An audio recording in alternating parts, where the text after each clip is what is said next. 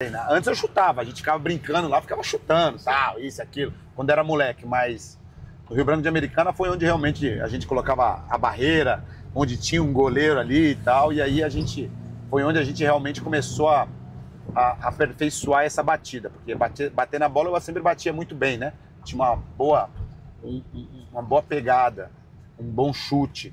Agora, isso, para você ficar bom, você tem que treinar. Sim. E foi a partir daí que eu comecei a treinar muito. E qual que é o segredo, assim, cara? Se você fosse ensinar um moleque, você tentou me ensinar, só que não deu tão certo, né? Que eu quebrei ali. Quebrou até a janela da vizinha lá do time. Até a janela da vizinha. O vídeo vai aparecer pra galera, mano. Até a janela lá, quebrou a janela, mano. Ele conseguiu atravessar o campo, passar por cima. Nossa, que vergonha. Mas fiz um golaço também lá. De 30 faltas, o cara fez um gol. Pô, tá de brincadeira. Pô, falta é difícil, cara. Irmão, as pessoas acham que é fácil. Não, irmão do céu, é difícil bater falta, As pessoas acham que é fácil. Qual foi o segredo, cara? Treino. Treino.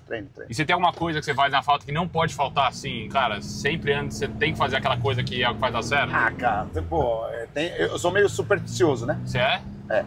Eu coloco, ó, o bico da bola tem que estar pra baixo. Os 3 passinhos pra trás tem que ter, sabe? Então, são superstições que a gente aprende ou pega quando a gente tá jogando.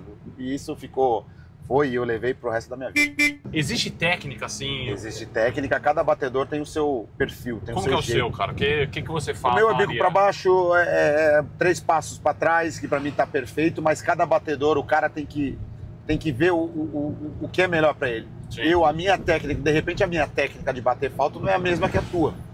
Não é a mesma que sorte de alguém. Sua, que não é a mesma que a minha. Sorte é minha, ou glória. Não é a mesma de alguém que quer começar a bater falta. Sim. Então, ó, Marcos, eu quero aprender a bater falta. Então, vamos lá. Eu vou te dar algumas dicas, mas o jeito de bater na bola, o ritual é seu, é você que vai fazer isso, né? Então, Sim. não tem muito o que ensinar. Como foi aquele ano de bastidor de tudo? Cara, foi em 2010, depois do Campeonato Paulista, cheguei no Brasileiro, e é isso aí, muito contestado. Ah, será que vai conseguir jogar e tal? E é aquilo que eu falei, eu sempre acreditei em mim, se a gente não acredita em nós mesmos, então, vai embora, lascado, tá, mano? Então eu sempre acreditei, sempre falei, não, eu consigo, vambora. E em 2010 cheguei, já comecei a fazer gol de falta, 2011 a mesma coisa, sempre tá entre os melhores do Paulista, os melhores do Campeonato Brasileiro, tá sempre, o Palmeiras em 2010, 2011 não ganhou nada, mas eu sempre estive representando o Palmeiras em prêmios individuais, sim, né? Que é premiações, prata, né? E essas coisas que a gente se encontrou lá já em algumas ocasiões e sempre representando o Palmeiras nos prêmios individuais. Legal. E em 2012 nós ganhamos a Copa do Brasil, e eu fui eleito o melhor jogador da competição, onde tinha Neymar, Ronaldinho, caraca, Ganso, tinha uma galera boa, e eu fui eleito com 36 anos, ou seja, com 31 as pessoas desconfiavam, dizendo que talvez eu não conseguiria jogar o futebol brasileiro, e com 36 eu estava sendo eleito o melhor jogador da competição da Copa do Brasil. Então, o futebol, a partir do momento, no futebol não, na nossa vida, a partir do momento que você confia naquilo que você faz, a partir do momento que você tem certeza naquilo que você consegue, que você pode, filho, só vai. E, cara, tem alguma frustração em relação à seleção brasileira na tua carreira? Em algum momento você acha que, era pra ter jogado uma Copa, tudo, ou... Sim, cara, eu acho que em 2002 eu poderia ter jogado na Copa. 2002 você já tava na Roma. Mas eu acho que eu me aposentaram muito cedo da seleção brasileira, me aposentaram com 24 anos, pô. 24 anos eu já não ia mais na seleção brasileira. Por quê? Porque houve uma parada aí de um jogo de eliminatórias, Brasil e Chile. Eu falo, todo mundo sabe. Nós perdemos 3-0 lá no Chile. 3-0 o jogo? 3-0. O time jogou mal. Mas aquela época que eu tô falando pra você, Ivan Salas, Marcelo Salas, Ivan Zamorano, Marcelo Salas. Era embaçado. Cara, o time do Chile era um timaço. E aí, cara, nós perdemos o jogo. Eu dei uma entrada, não foi desleal, mas eu tomei amarelo.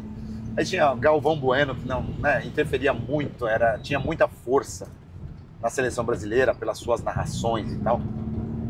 E, cara, desse dia aí, putz, eu dei essa entrada no jogador do Chile, mas eu tomei amarelo. Se fosse uma entrada violenta de verdade, eu poderia ter sido expulso. Sim, vermelho. E aí o Galvão Bueno, quando eu cheguei em casa, meus amigos, minha família falaram: nossa, Marco, o Galvão Bueno falou mal de você demais, falou muito. muita coisa ruim e tal. E depois desse jogo, nunca mais eu voltei pra seleção, com 24 anos. Caramba, cara, que loucura. Nunca mais voltei pra seleção, nunca mais tive a oportunidade de vestir a camisa. Com 24 anos, é o que eu tô falando, eu joguei até os 38, molecão, meu. Tá louco, jogou em alto nível. Com 24, e jogando em alto nível durante muitos anos. E eu nunca fui, João, nunca mais voltei pra seleção, cara. Então eu poderia sim ter jogado pelo menos uma Copa do Mundo. Eu acho que eu tinha um nível na minha posição para jogar pelo menos uma Copa do Mundo, mas infelizmente isso não aconteceu. Mas não é frustração isso, tá?